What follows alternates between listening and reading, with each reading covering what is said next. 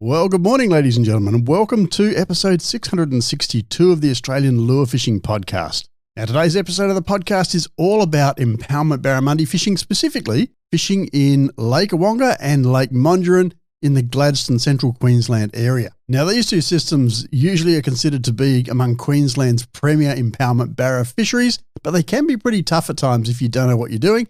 Today's episode is going to make sure that you hit the lakes knowing what you're doing. Our guest today, Roderick Walmsley, well, he's been on the show a couple of times before. He's a walking encyclopedia on impoundment barramundi fishing, and particularly in these two lakes where he was formerly a fishing guide. And as he's done in the past, Roderick gives us an amazing range of tips that will help us to catch more fish on these systems. But if you are listening to this podcast episode on the day it comes out, which is the 8th of April 2024, then there are two additional things you need to know about today's episode. The first thing is it is an ALF Plus episode, and that means for those who support the podcast and are members over at Team Doc Lures, you're getting the extended version of this episode, which goes into some detail about setting up your boat for impoundment barramundi fishing. So really important stuff, because these systems are very hard to fish from the shore. You really do need to boat fish them. There are some options, but you really, to be serious, need to boat fish them, and getting onto the lakes and having your boat set up correctly gives you a huge edge in catching more fish. So if you're a member, you shouldn't be hearing this. You should already be listening to the Plus edition of this episode on the private members feed. If you're not a member and you would like to get the Plus edition of this episode, and of course a whole swag of other episodes that have Plus editions as well, that's all available over at Team Doc Lures. So it's team.doclures.com. Of course, there's also live streams available there. There's audio masterclasses, there's ebooks, there's tackle deals, there's all kinds of stuff available to my team members. So jump over there, team.doclures.com. And if you're wondering, the cost of becoming a team member is less than what you'd pay for a pint of beer at your local once a month, so it's pretty cheap. But the big difference, of course, is when you invest in that beer and you drink it, it's gone. But when you invest in a Team Doc Lures membership, you get lifelong learning that will serve you well for the rest of your life, wherever you fish.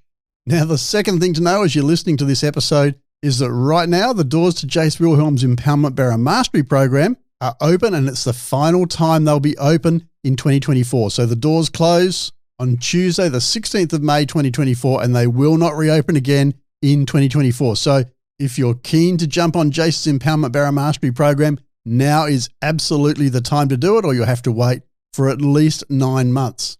Now, of course, Impoundment Barra Mastery gives you hours and hours and hours of video tutorials. It gives you downloads. It gives you access to Jace via his private Facebook group, which means you're getting constant information and updates from somebody who fished the lake as a professional guide for 7 years and had an amazing track record of putting his clients onto meter plus fish. So if you think you might be interested in Impoundment Barra Mastery, I'd encourage you to go and check it out. It doesn't cost anything to go and check it out, and you can do so at doclures.com/IBM. That's doclures.com/IBM, and that'll take you to a page where you get full information about the Impoundment Barra Mastery course. Or, of course, you can email me, greg@doclures.com. I'm happy to talk to you about what the course entails and how you can get involved. So just to recap before we kick off the episode, this is an ALF Plus edition. If you want the full extended interview with Roderick Walmsley to learn more about how to set up your boat, team.doclures.com is the place to go. And enrollments for Jace Wilhelm's Impoundment Barra Mastery are open right now, but they close on Tuesday, the 16th of April for the final time in 2024. There will not be another course, and you will not be allowed in if you haven't enrolled before close of business on the 16th of April. So go and check that out, doclures.com/IBM. But now, folks, let's get into today's episode of the Australian Lure Fishing Podcast.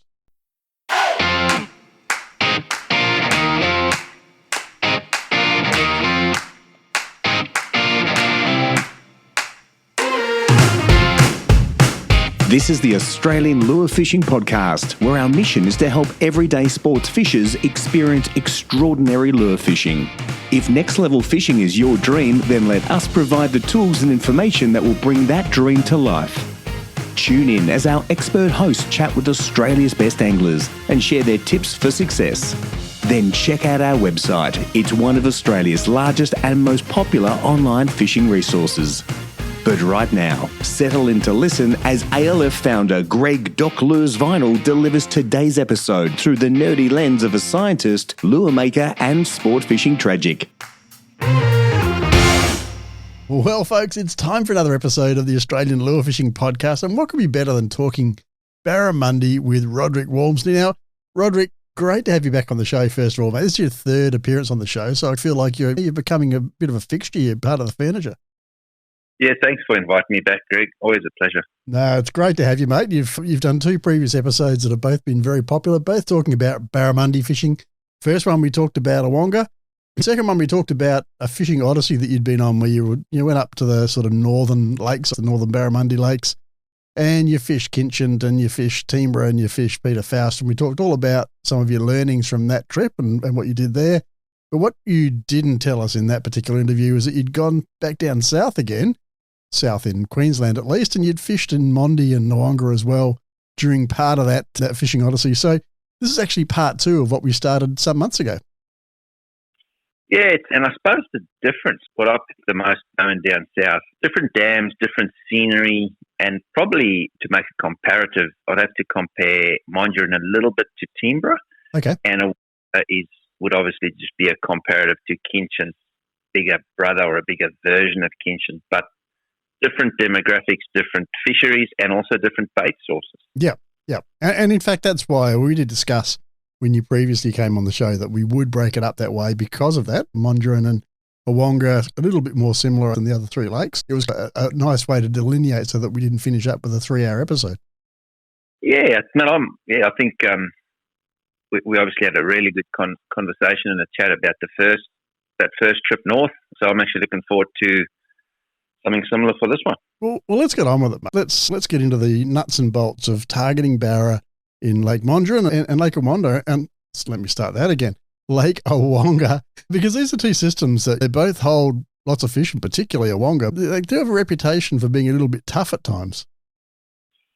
Yeah, and I think it's always been I think if you talk to the majority of people that come up from the southern part of Queensland and northern New South Wales and potentially out west a bit, Monduran's probably always played a second fiddle to Awoonga. Awonga's always had that notoriety of being the ultimate dam or Barramundi dam within Queensland, and notwithstanding that it's so much closer to the Brisbane and the people in those more busy areas of the state, they got to go that extra 5, 6, 7 hours up towards Prossie. And Awoonga being as open as it is, it's a fair bit easier to navigate than Monduran. But I'd have to say that of recent times, Monduran has certainly been the standout. It's really stepped up, and the fish, I'd even go as far as at this recent comp that we just fished there. I had the discussion with a few guys, and there was a few guys that fished a lot of the northern dams, and we were debating as the strength and the power and how hard the fish at Monduran are biting at the moment. And I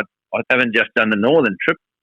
Timber was probably the one that was, everyone would say, were the strongest fish in Queensland, and I'd almost go and be, I won't say as far as sit on the fence, but I'd have to say Monduran would be right up there. They're a powerful bull fish and certainly producing more numbers of fish for the fortunate anglers that do come across them. Okay, so let's just, what I'd like to do is step back a little bit, take that sort of 50,000 foot view of everything. Let's first of all talk about what's different about fishing Awoonga and Monduran versus the three that we talked about last time, so Timber, Kinchant and Faust. And then I'd like to compare and contrast Awoonga and Monduran, because those two are more similar to each other than they are to the other three, but they are also very different lakes. And as you've already alluded, Awoonga is much more open, much easier to navigate, much less timber.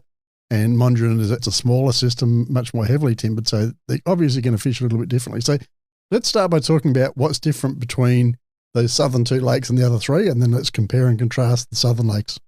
The food source, those northern lakes don't have the garfish that the southern lakes do. Awoonga and Mondi, you can drive around there overnight with your nav lights on the electric or idling around, and there'll be constant garfish flicking or swimming through your nav lights, or if you travel over a weed bed and you shine a spotlight over, you'll see garfish jumping everywhere. So essentially that's probably the key. The main difference is that baitfish source. Obviously they'd have the bony brim, the barred grunt, the red claw, and the other bits and pieces that the northern dams have, which sort of I scratch my head a little bit with, because those northern dams are more of a known fishery for surface lure fishing, or at least that's what I find. Yet a lot of those barra are eating those garfish off the surface around Mondi and Awoonga. So that's probably the key difference. The temperatures although we do get 30-degree temperatures in those really warmer parts of summer, we don't get them as many, whereas those northern dams, the temperatures are a lot hotter during those,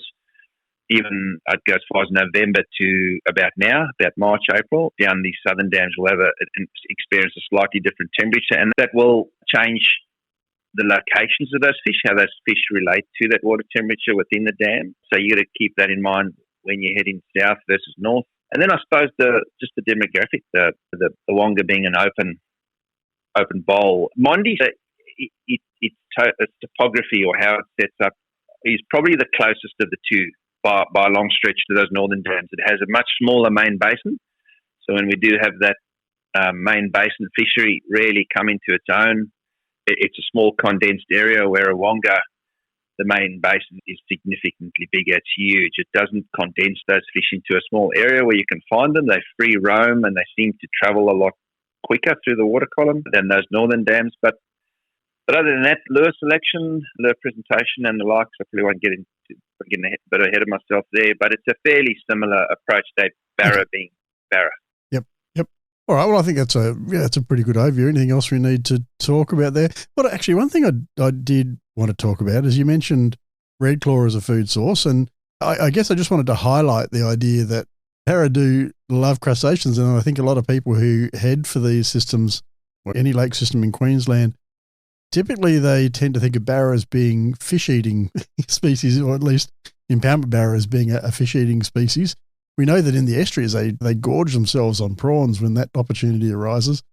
But in the lakes, they really do get stuck into those red claw from time to time, don't they? There's certain times of the year, particularly the warmer months when the red claw are a bit more active, that the barra just really fill themselves up on those.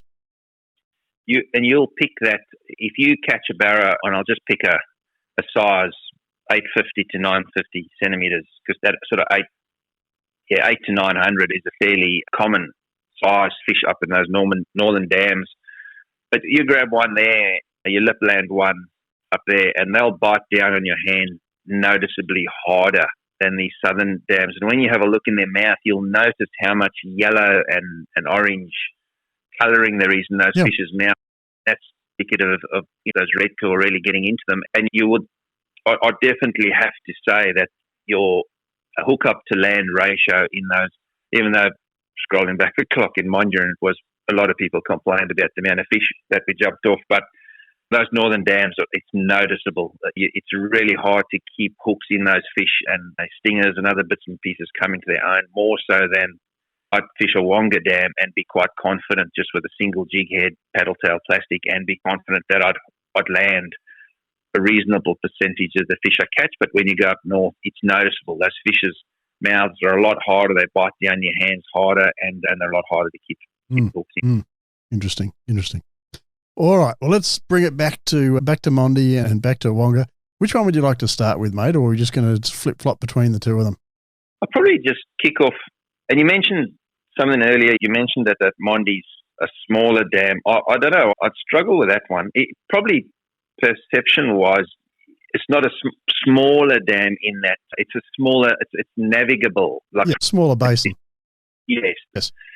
So we'll go to Awoonga, and I suppose just the sheer expanse of open water in Awoonga makes it tricky at times to fish, because weather does play a fairly big role. The smaller tinnies and smaller fiberglass vessels that do navigate through that main basin, it can get pretty bad on occasion, and it does tend to push people into areas that may potentially not hold the same quality of fish as some of those open areas of the bank, potentially would through aeration and water discoloration. But it certainly sets up easier to fish, because through those warmer summer months, and then when those fish are really active, except September, October, November, and points and anchoring up or spot locking, you can pretty much just sit there and cast, and at some stage a fish is going to swim past that point. So I believe when Awoonga is firing, it's probably the easier of the two dams to catch fish out of. But I have to say that tongue in cheek, because the last year and a half the dam went through a process of change where the weed beds, the whole demographic of that system changed. The weed beds changed, and we had weed growing up from 20 foot all the way up to the surface, where all those long sloping tapering points became extremely hard to fish. So the fish were still there, but you just couldn't get your lures to them. So there was a noticeable drop in catch rates with the fish. And I think it'll be really interesting to see this winter what happens with those weed beds and whether the dam goes back to gearing up on a lot of those bays and beds and making it easier for the average person to fish. Because certainly I'm a local and I found it frustrating to find fish. And I'd probably, right at that point, I'd jump across to Mondi and saying that the fish are a lot easier to see because you don't have those massive, large expanses of weed.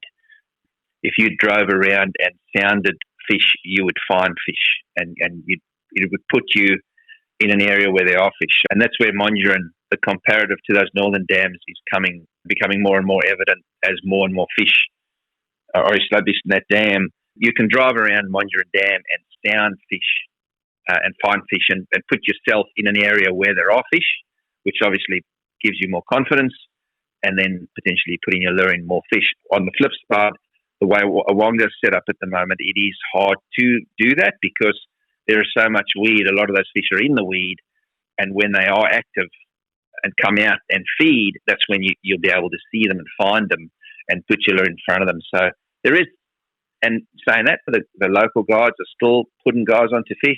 They're on that dam 24/7, and they've got a really good feel and understanding of how it works and how it sets up, where and when, and they're still putting the travelling fishermen on it. And there are guys coming up here and catching fish, which is awesome. Yep. They certainly put the time and effort in to get them. Yep. And look, that's par for the course with Barra, isn't it? That obviously the people who are there consistently, locals like yourself, who are on the waterways all the time, you get your finger on the pulse. But if you're coming up from down south, particularly if you're not going out with a guide, well, you've got limited time to figure the fishery out, and it's different every time you come up. Lots of casting, lots of spending time looking for fish. That's to be expected, isn't it? Yeah, and that looking part, that's the key. I recall years back when I used to come up from the Gold Coast and fish Monduran and Awoonga, and Monduran was an absolutely daunting fishery for me. Just driving around in the timber, trying to work out where I was and where fish would be, why. And then they brought out these Lake Master and Coast Master cards that have such an amazing detailed cartography of those dams. And I go back to Monduran now and look at the dam and go, oh, well, that's why I caught fish there, because I can see there's a drops off and then there's a rise. Yep. And it's all there. It makes navigating the dam so much easier. And I think that's a big part of so many more anglers going to Mondi from that southern and northern New South Wales areas because of the navigation now surrounding been made that much easier. And I look at that card and I just go, wow, it makes it so easy for someone that's not doing this a lot, that they can literally look at that card and just go, well, those shallow spots are where a lot of those barra will be catchable, and that's where we go to catch them. Yep. I think the big key to Mondi, as with any other dam, is don't be shy to go for a drive. It's a big joint, but having those cards to help you understand where you are and what's where you're going. There's just not this massive big bank of trees. You can idle through those trees, and quite often there's fishable points in the backs of them, but you can actually see that on that card through your plotter, which is a big help. Yep. Definitely makes a big difference. And I guess a word of caution that these, particularly Mondi, with all the timber, lake levels rise and fall, timber is close to the surface and then it's down deeper. It's a place where you've got to be pretty careful about where your prop finishes up, isn't it? Oh, no doubt. It certainly is. And it's an easy decision to make there. If you're in any doubt of where you are, you just slow down, trim your engine up a bit and just poke along at a reasonable speed, because unfortunately you can't turn the clock back. And when you do fold a blade over or do a gearbox right up the top of Mondi, there is a fair bit of limited mobile reception, and it's a long way to go on an electric motor or with a paddle, especially if you're way the back of the Bay or the Kalan River. It's a huge system. It actually came up a bit from the last time I was there, and the thing with Mondi is, because there's so many fingers and arms and bays and areas that stretch out long ways, it only has to come up half a metre or 0.4 a metre at the boat ramp, but what that equates to in the back areas of those dams is significant, like a lot of fishable water. Yeah. So that perimeter in those shallow areas, that perimeter really expands out, and all of a sudden large areas become inundated that weren't previously. It's usually a good time to fish, isn't it, when that land is getting freshly submerged underwater? Yeah, that's it. And I think that's the two differences between Mondi and Awoonga is because Awoonga is such a big open expanse of water, you could probably count the number of key areas to fish. You can drive around it and you can look at Goldmine Point and Grevillea Point and the points up towards the back end of the dam and Eagles Nest Bay and Riverston and all those, the quarry, those well-known areas that constantly get fished over and over but continue to produce fish. They're fairly easy to find. They're fairly noticeable. There's generally always boats on them when the conditions are good. Whereas when you go up Mondi, there's so many little hidey holes, little small spots. Each one of those little creek arms are a whole fishery or system amongst themselves, and you can get up there and you don't need to pick your electric up and run 4 or 5 kilometres to another spot.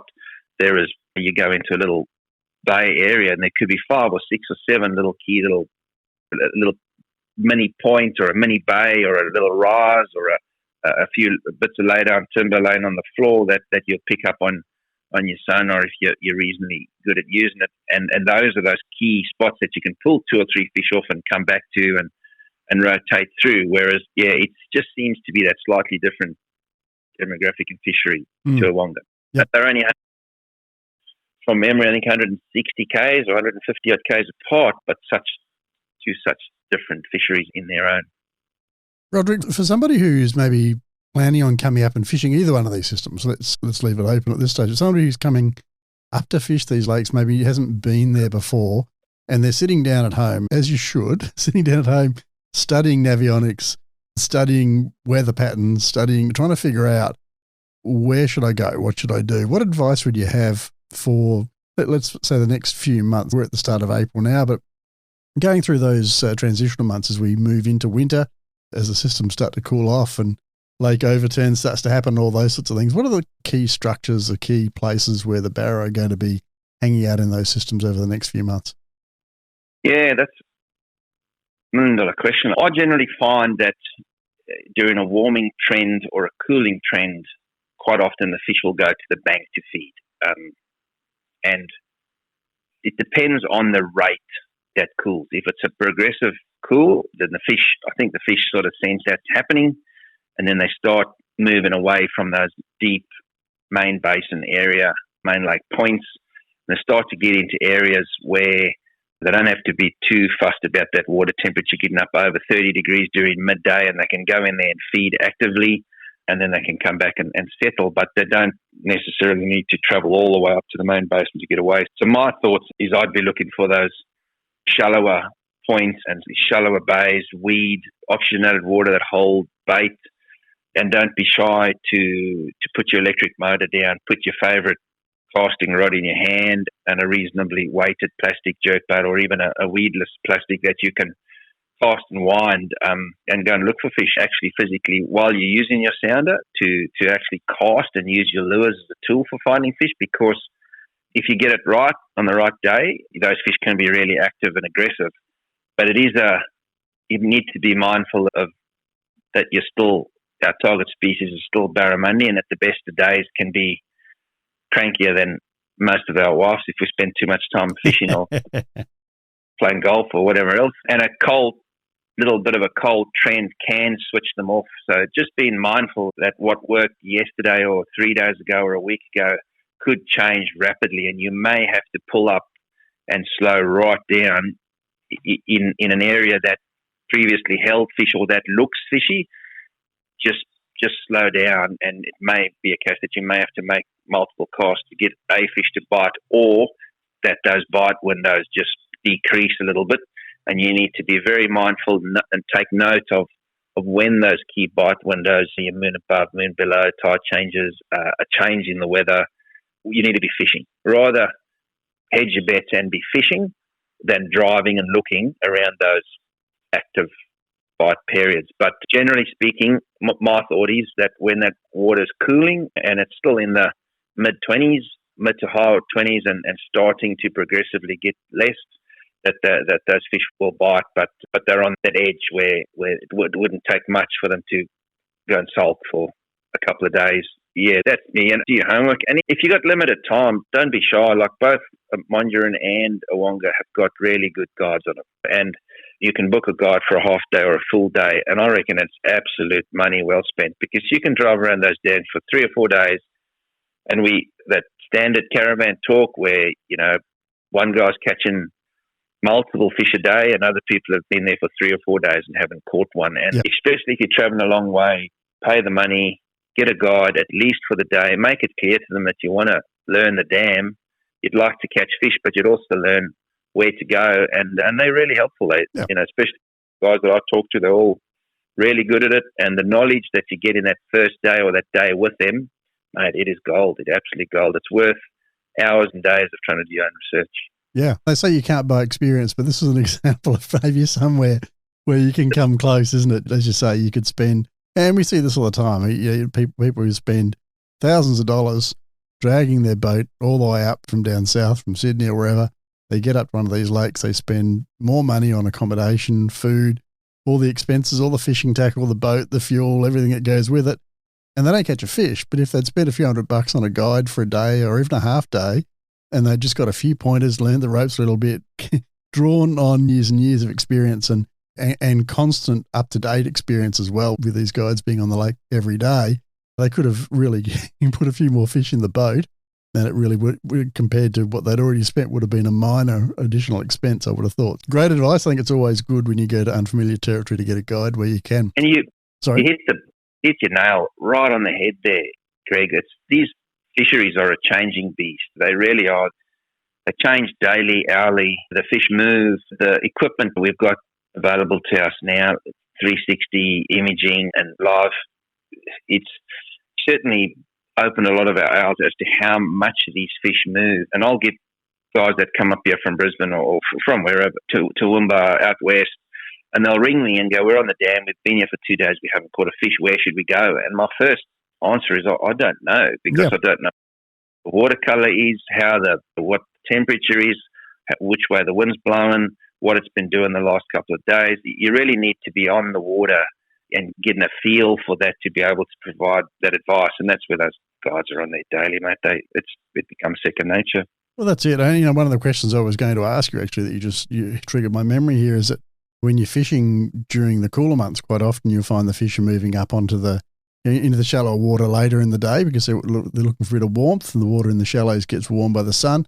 And then the opposite occurs during the hotter months of the year, and they tend to move up into those shallow areas at night or early in the morning when the water's cooler, and as it starts to warm up, they head down into the river channels and those sorts of things, or deeper areas, and sulk underneath a log or whatever. So unless you're on the lake all the time, you don't really know whether that's the pattern that's in play at the moment or whether there's something else going on. And to come up once a year or even once every couple of months, everything's completely changed over that period of time. And so just because you got barra at a particular place last year doing a particular thing with a particular lure doesn't mean that's going to work this year. You might have just been in the right place at the right time, but the situation's completely different now. That's it. All right. Let's try and simplify it though for those who are headed for the lakes. So we've fleshed out a little bit. Okay, where do we start looking? You've given some pretty good tips on where to start looking. But in terms of over the next few months, things like lure selection and techniques you'd employ, do you want to give us a quick sort of a rundown on the sorts of things that we should probably be thinking about? Generally, if I'm going out, and I suppose I'll put it into my perspective, I'm a fairly active fisherman, so I'll generally lock my favourite rod for doing this kind of fishing is I've got an Edge First Strike 705 with the baitcaster, and I'll put a big plastic in my hand with a fair bit of weight on it, so like a 7-inch cast stake with a 5/8 or an ounce head, and I'll do a fair bit of chuck and wind on my electric, and just to give myself a bit of a feel, and I've got a sounder on the front of my boat, so I'll be running a 360 that'll tell me if I'm seeing fish moving around in the areas that I am. And if I'm seeing fish and I'm not catching fish, I'm not getting bites, I'm not really noticing fish following the lure, that's when I'll start to slow down. And then I'll start to look at maybe a smaller plastic or a weedless rig plastic, putting it further back in the real rough stuff, or if I'm seeing fish on the outside of weeds or suspended in trees or sitting out, that's when I'll go to a suspending jerkbait, like a deep diver or a medium diver, depending on what the depth of water is that I'm fishing. And then it's your standard process, where the prevailing wind has been for the last few days. Yes. is where that's where I'll start, and then I'll broaden the pattern. And I'll give you an example. At Monday, when we were there, I had an idea about an area of the lake that I wanted to fish.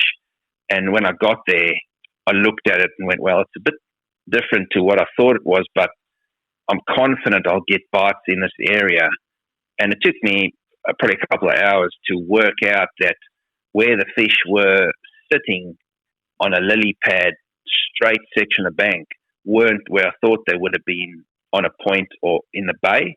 And I found that by literally just going, well, I've sat on a point, I've sat in a bay, I haven't had a bite, so I've gone all the way to the start of my run, which was about 250 metres of bank, put my electric in the water and just started casting at every likely looking spot that I could find, and immediately got a bite. And that bite then went, okay, I always say this when people ask me, so I got a bite, and then I moved along, and the first thing I ask is why. Why do you think you got a bite? You probably would have heard it in another podcast with me as well. That barra wasn't going for a walk or a run or playing footy or watching they're not random, are they? If you got a bite there's a reason why that fish was there. It's either comfortable, there was a food source there, or it was staging with something in mind. And we then worked one little section of bank, and every time we went past that bank on sort of 200 meters down to 100 meters, down to 50 meters, down to 20 meters, and in 20 meters was where we got. And those, if you said to me, why were the fish there? On that day, the wind was blowing across it. It wasn't even really blowing straight onto it, but there would have been some form of a current that staged those fish there on that day. And then if I didn't just fish it, I wouldn't have known. This time of year, don't be shy to fish a lot of water, even though some of it potentially doesn't look or doesn't have all the characteristics that make it a barra hotspot. It may just be that the hotspot is just off the main area that you think should hold the fish. So that's the way this time of year, and even then it aligns with that sort of September, October. Yeah, sort of transitional periods, yeah. Yeah, transitional periods. Sometimes put yourself in an area where you think that there'll be fish and fish it and take a serious note of where you get a bite or where you see fish. Yep. And a couple of take-homes from what you've just said there, Roderick. One of those, and you've said it several times through the course of this conversation, is your electronics are fantastic, but you don't rely on them completely. So even if you're not seeing fish, you're exploring with the lure as well as with your electronics. Love that. And working those depths and trying different depths is another thing that a lot of people don't do. They'll just go from snag to snag or lily pad to lily pad or whatever it is that they've decided is going to be the habitat of the day, but they're not really working their way through the depths, working along contours, trying different things and thinking about, well, if they're not fish where I thought they should be, then where are they and why are they there? There's a saying that you get a lot from two blokes or three blokes on a boat when one person seems to be catching the bulk of the fish, and the other lads that are there will be like, mate, I'm throwing the same lure, I'm doing the same thing, but he's getting all the bites. He must be lucky. Yep. And when you take a breath, count to 10, and sit down and watch those people on that boat, invariably he's winding slightly faster, slightly slower, or when his lure splashes down, he starts his retrieve straight away, and he's not letting it sink to the bottom, or alternatively, he's sinking it to the bottom. And there's just those little things with barra that make them the frustrating creatures that they are, that they can be doing something slightly different to another person on the boat, and that's the key. And that's why I say, if you're not getting bites and you're seeing fish in the area, you've got to slow down and think about what you're doing. You've got to think that what I'm doing, what I have been doing for the last 45 minutes or 30 minutes or an hour, is not getting the fish. And it may be that I don't need a lure change, I just need a retrieve change or a casting change, as opposed to what I'm actually physically doing. And I always fall back to an example where my mate and I were in Awonga years ago, and I believe that I've caught enough barra to say that I'm pretty good at it. And it was his first trip ever, and we pulled up in a bay that was 8 foot, 10 foot deep, and started casting, and I didn't get a bite, and he hooked a fish, jumped it off, he hooked another fish, jumped it off, and then he hooked a fish and landed, and I was like, there is something not right, yum. He double his distance, we're using an identical lure, yet he's getting bites, and I'm not. And that was, the electronics we had then was still only 2D sonar, it was pretty basic in today's terms. And as I was trying to work out in my head what we were doing different, I noted a fish swim past on the sounder, and it was 4 foot from the surface. It was literally swimming through on the sounder halfway. Yep. And had a look at his cast, and he made his cast, and his lure landed, and he started winding. And I thought, well, that makes no sense. We're in 8 foot of water, and he's winding. And 2 casts later, he got another bite, and I went, well, when in Rome, and it ended up being one of the best sessions we had on good sized barra in Awonga in ages.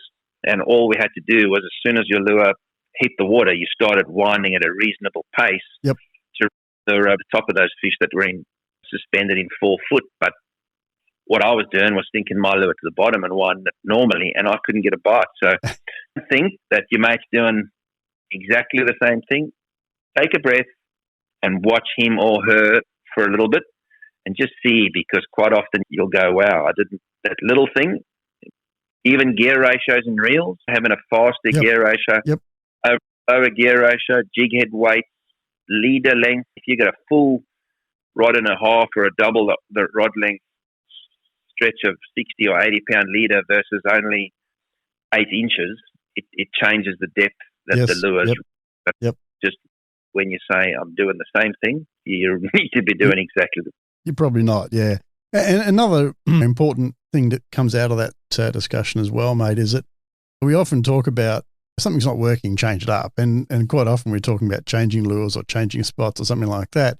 But the same applies to retrieves, doesn't it? And you've just hit the nail on the head. If your offsider hadn't been catching fish and you hadn't stopped to figure out what he was doing differently, you might have kept doing the same thing that had worked for you in the past and not got any bites, moved on to a different spot. But just that change in how you were fishing the lure made such a big difference. And so that, I guess the point that I'm coming to is that it's really important to be a little bit methodical about these things.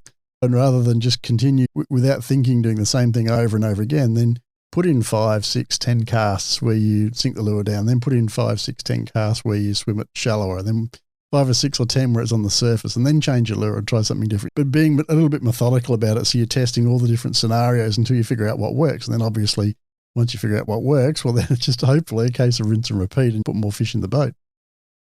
And if you look at lure classification, we've all got lures, rods, reels that we're confident in. And we're confident because we probably throw them 75% of the time. Yep. That's why we catch more fish on them. But if you run through the lures that are out there in those dam fisheries now, and you can pick like your slick rig, your cast stake, paddle tail, your Molex paddle tail, your Molex fixed lure.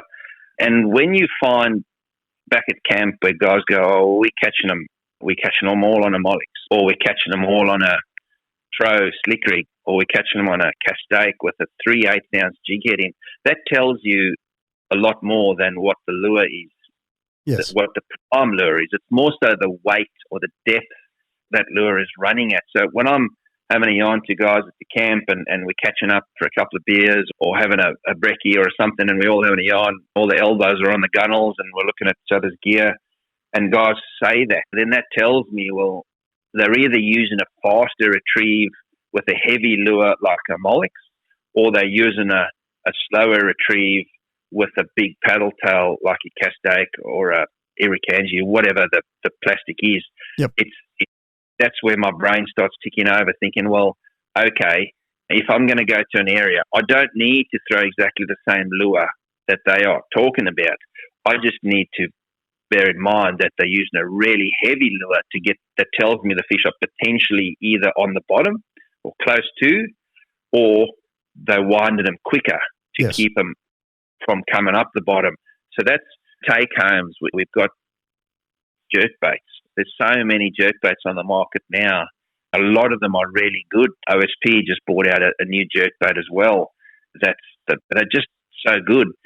But just because they're catching them on jackal squirrels, it doesn't mean that we all have to throw them. There's a range of them. It just means that when you think about it, like what depth, you've got to think a bit more strategically. In what depth does the lure they're talking about run at? Yes. And then that's what you really have to mimic. And then finding the cadence or the retrieve really is the secondary part of that. But if you then understand that, let's say, for example, a deep diving jerkbait runs at 7 or 8 foot on a jerk pause retrieve. Now you can go into the hook weights and all the other stuff, but if it's suspending or slow floating, then that's generally where it's going to be. If it's a slow sinking lure, you're running a Lucky Craft pointer with oversized hooks on it, then it's going to get down to 11 or 12 foot on really slow pauses. But you mean in my mind straight away, I'm thinking, well, 7 foot, we give 2 foot or 3 foot for the bottom depth because barra are generally going to feed looking up. They'll be looking up. So that's probably the depth that would be fishing in. So instead of me going and trying to see where those guys are fishing, I can then, in my brain, I can mimic the depth range and potentially the lure selection in other parts of the lake. I don't have to where they're fishing. I can just go, well, I can pull a Imakatsu rip riser out that dives 5 foot on a pause, 4.5, 5 foot, and I can fish that in 7 or 8 foot, and I know I'm at a good depth for a fish to eat it. And then as I progress into 10 or 12 foot, then I just have to go deeper with the depth that the lure is running. Yeah. Yes, and same with plastics. It's not so much a case of, well, I have to throw a white whatever. It's think about the weight that guy's throwing, and then even I would have a look at the reel that they're using and go, oh, well, that guy's using a 4.8 to 1 or a 5.4 or a 7 to 1. He's using a heavy lure. You struggle to wind a heavy lure slowly with a high gear ratio reel because there's a lot of effort and puts a lot of strain on your cranking. So he's generally going to be winding it a bit quicker. So that tells me the fish are just more active and a fast retrieve is what's getting the bites. Yep. The kind of things that when I'm sitting around a campfire or having a beer with a few guys and having a yarn, that's what I'm listening out for more than where they caught them or why they caught them, because then I can mimic that with parts of the lake. That's an excellent lesson right there, Roderick, because what you're telling us is by listening to what other people are saying, assuming that they're being honest about their catches, of course, but by listening to what other people are saying about the lures that they're using, you're getting so much more than just the lure. You're not racing out to the tackle shop to buy exactly the lure that they've got tied to the end of their leader, but you're able to deduce so much more about the retrieve speeds, the water depth they're fishing and those sorts of things just from a simple conversation where you're not actually asking those questions directly and you're not having to sneak up alongside them, which we've all experienced and we all hate when we go out fishing, people coming up alongside us because they know that we've been catching fish and they want to know where we're fishing. You can avoid all of that just by being a little bit strategic and thinking through what the information that they're giving you is actually saying. Yeah, that's the trick. That like coming up here from the Gold Coast, and a lot of our fishery there was bream, flathead, jew, bits and pieces, and they don't mind a vibe or a plastic falling vertical, but barramundi don't like that at all. That was one of the biggest learning curves I found. When you hopped a vibe or you hopped a plastic, you'd hop it up on a tight line and let it fall on a tight line so that it would actually pendulum down and pendulum forward. Where if you hopped it and let it fall on a slack line, it would just spiral straight down, and they didn't like that. And the more you go into it, the more you go, well, for the way barramundi's eyes are positioned. Yes. They want something that's going over the top of their head. So do flathead, so do bream, but they don't mind picking stuff up off the bottom. And even vibing, we spoke, when I went up north, we spoke a lot about vibes, and they're a super effective lure up there. You really can't go up there without them. The southern dams, they do work at times, but they don't play such a big part in your lure selection. The moving baits, when I say moving horizontally, moving baits play a much bigger role, but you can also wind them with pauses, same as you would a plastic, and it's something different to what the norm is. But yeah, Greg, that's the type of depth that I go into those fisheries when you and it just might mean that you were in the right spot doing the wrong thing. Yes. And we're getting those bites, and the bloke around the corner from you wasn't on the honey hole. He may have been on a really good spot, but what he was doing it's working.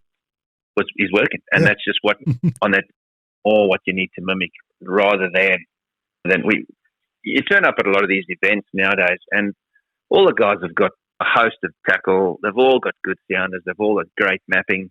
That I just keep coming back to it. It's a game changer, that Lake Master. But all those guys can, on the day, they won't miss them. If there's fish there, they'll find them.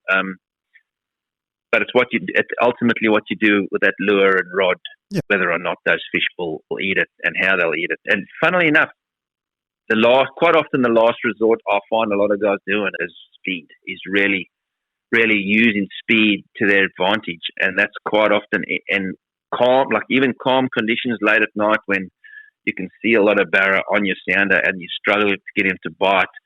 Our mindset is to slow down and finesse, but quite often what gets the bite is a reasonably heavy plastic crank burnt back to the boat at speed, gets a reaction bite of those fish. Yep. You learn something new every day. That's excellent. Hey, mate, what I would like to do now is just spend a minute or two for my Team Doc Lures guys, just exploring a couple of pro things, I guess, that I'd like to pick your brains on.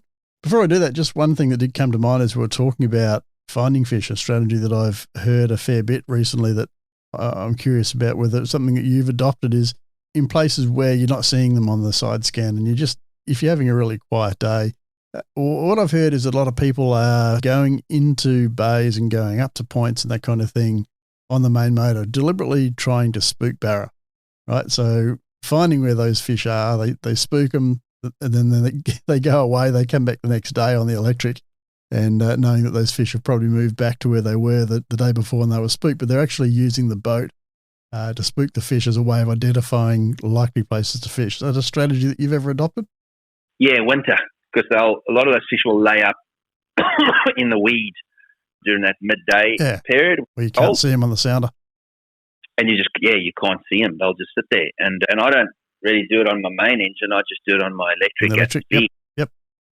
Stand up high on my bow, and I might put an esky on the bow and stand on top of that so I can see them. But yeah, quite often that's probably one of the few instances where I believe that they'll actually come back to an area, but driving through in the big engine and spooking fish, because they're so mobile and they travel so far with one kick of their tail, unless they're really laid up for a reason, which is winter. Like in winter, they're actually all sitting in an area, a bay that's nice and warm. And then I'm a bit funny. I'm probably way in the minority there. I believe if they're all laid up in that bay, they're not happy. They're struggling to keep warm. I just don't target them.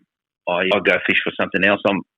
In saying that, I am fortunate. We have a lot of fisheries in Gladstone where I can go. I pull the light gear out in the colder months, and I target grunner and blue salmon and flatties, the bits and pieces. But yeah, I'm off a bit of the barra in the winter up here if it gets really cold, because I don't think it takes much to put those fish into a condition where they potentially can perish.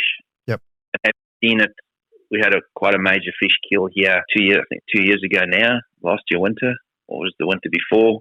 Could have been last year winter. I'm not sure now, but something happened to the dam, and those fish were in that state. And if you could see them, and if you could put the right lure in front of them, they would eat it. But I don't think a lot of those fish survived. So I just, me personally, principle side of things, I just decided to leave them alone and not put any more undue stress on them than potentially we could. So I don't really do it a lot in winter. That's just me, man. And I don't. Anyone that does, that's good on them. It's just me personally. I don't like to do it, but it certainly works. It's an effective way of finding fish, and generally in those cooler months, they'll return to those areas because they're comfortable there. Yep. All right, cool. All right, mate, let's just have a quick chat again for my Team Doc Lures guys. What I'd like to do is talk to you about your boat setup, mate. And last time we spoke, you talked about lithium batteries and all kinds of things, but I'd really like to get your views for somebody who was setting up for impoundment barra fishing I'd like to get your views on what are the kind of essential things? What do we need to have? What do we not need to have? What works? What doesn't work?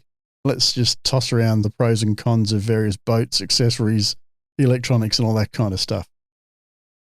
Goodness, I think this is there's a whole book on this, or a whole podcast episode, I'm sure, but we'll keep it fairly brief.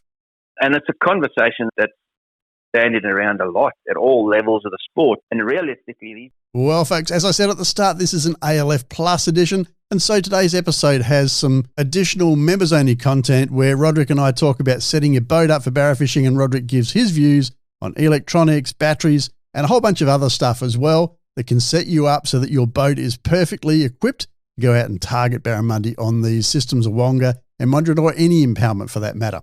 And also a reminder that Jace Wilhelm's Impoundment Barra Mastery Program is open once again, but closes for the final time in 2024. No more enrolments after the 16th of April 2024. You'll have to wait until 2025 if you miss the boat on this enrolment. And I have to say, this course is very powerful if you really want to take your barra fishing up to the next level. We've had a whole bunch of people who've gone through the training who've gone on to become professional barramundi fishing guides. That's how good it is. So go and check it out. That's doclures.com/IBM. But now, folks, let's get back to the rest of this conversation with Roderick Walmsley. No matter how careful you are going to find one of those rocks with a prop. Oh, yeah. All right. Roderick, I'm going to bring this conversation to a close. I think we've had yet another fantastic conversation. You've given us tons and tons of great information. Thanks for coming along once again and sharing your wisdom and your knowledge. Thanks for taking us to your home waters at Awoonga and Mondi, and enlightening us as to some of the things that we can consider before we hit those lakes and have a crack at the barra ourselves. So it's been brilliant having a chat with you, mate. Actually, there is one more thing that we really do need to do before we sign off, and that is, I know that you have some sponsors, mate, and you have mentioned some of their gear throughout the conversation. I think it'd only be right that we give them a bit of a shout out, eh? Yeah. Oh, thanks, mate. Probably the Humminbird Minn Kota part of the equation is, I think I've been with them for about 18 or 19 years, and pre my move from South Africa to Australia, I used to run Humminbird units then, so it was a natural progression. And the gear, I can say as much as I want about the gear, but the results that they produce speak for themselves. Terminal tackle, the gear that, like I spoke earlier about my edge rods, quite often I'm asked why I use such high-end gear, but it's like anything, you get what you pay for. They're a phenomenal rod. And probably the question gets asked around those campfires, what makes an edge rod so good? And a rod is only as good as its potential to straighten. And I had this discussion. I was very fortunate in being able to have Gary Loomis sitting on my couch at home when he was over promoting the edge rods. And I was talking to him about modulus of graphite, and he always gives the likeness of a diving board. And as the diver jumps on it, it oscillates. And the higher modulus graphite, the less they oscillate, and the more rigid they are. And quite often fishermen believe that the harder all the pressure they're putting on that fish is what they pull on the rod. But that's got nothing to do with it. All you are is putting a bend in the rod. The pressure that's been imparted on that fish is the potential for that rod to straighten. That's where. And I noticed when I first started using edge rods, I was surprised at how quickly I was landing fish around heavy structure. And when I was landing the fish, you could land them, handle them, put them back, no issues. And the quality of that rod, and that's where that sensitive's transferred, but you're landing those fish, hurting them a lot better, putting hooks in them better.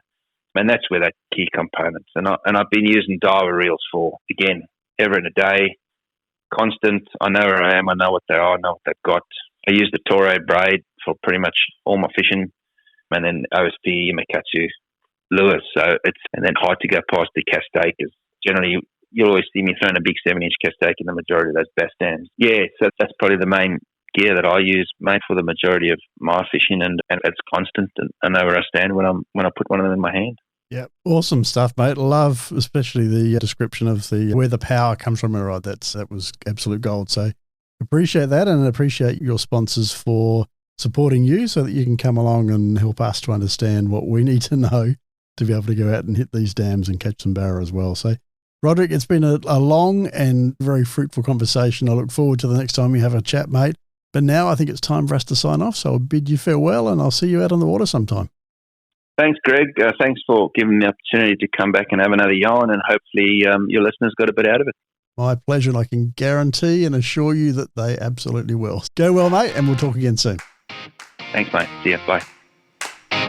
Thanks for listening to the Australian Lure Fishing Podcast. For free show notes, downloads, tools and resources, please visit our website on doclures.com or consider supporting the show by joining Team Doc Lures to receive exclusive members-only episodes, tools and resources. But for now, tight lines and may the fish be with you.